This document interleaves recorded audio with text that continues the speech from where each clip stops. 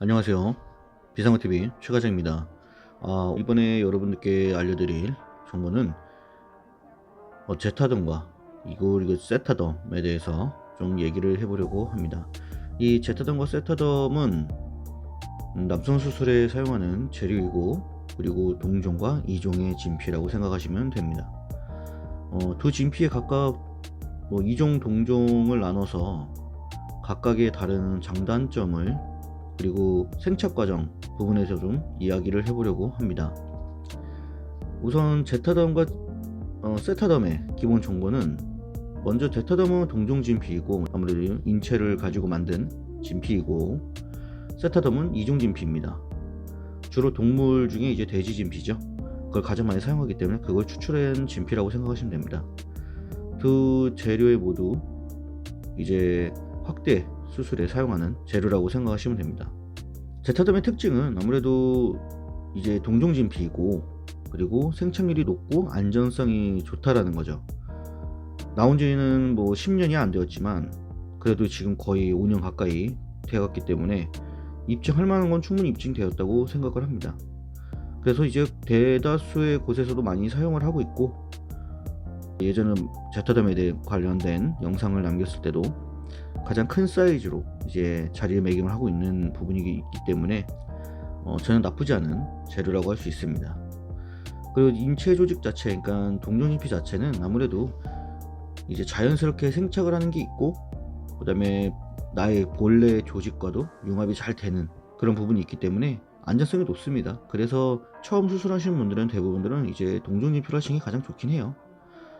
그리고 제타덤 같은 경우에는 기본적으로 4에서 5mm 정도, 어디는 4mm 정도는 들어가는 경우도 있고요, 어디는 5mm 정도 두꺼운 재료가 들어오기도 합니다.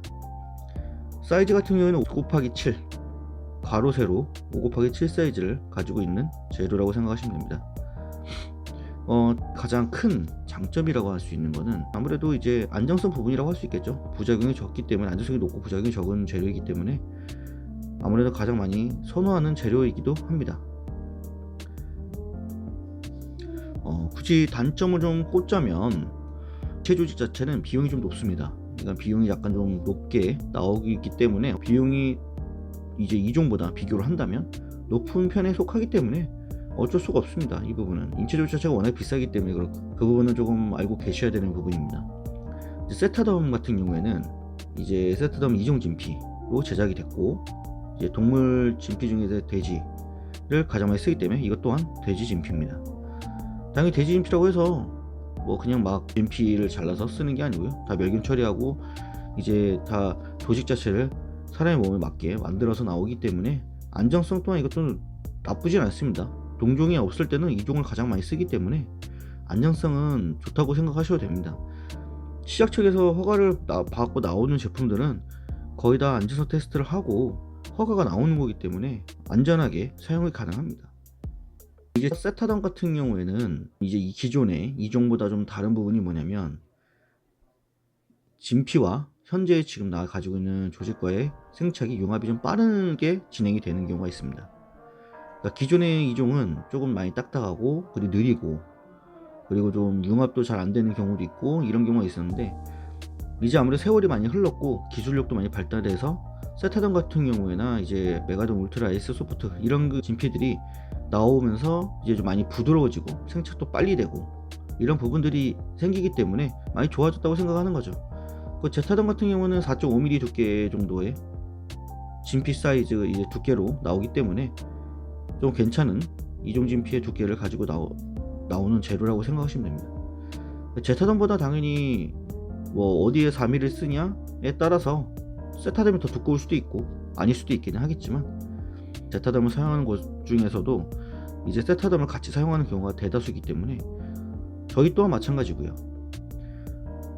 그리고 이제 세타덤의 가장 큰 장점이라고 할 수 있는 거는 아무래도 더 볼륨 자체가 이종 진피의 자체의 특성이라고 할 수 있겠죠. 볼륨 자체가 조금 탄탄하게 올라온다는 게 있습니다.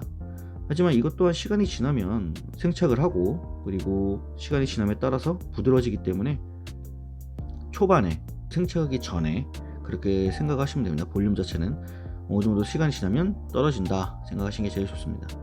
사이즈 같은 경우에는 이것 또한 제타던과 똑같이 5/7 사이즈로 나오고 있습니다.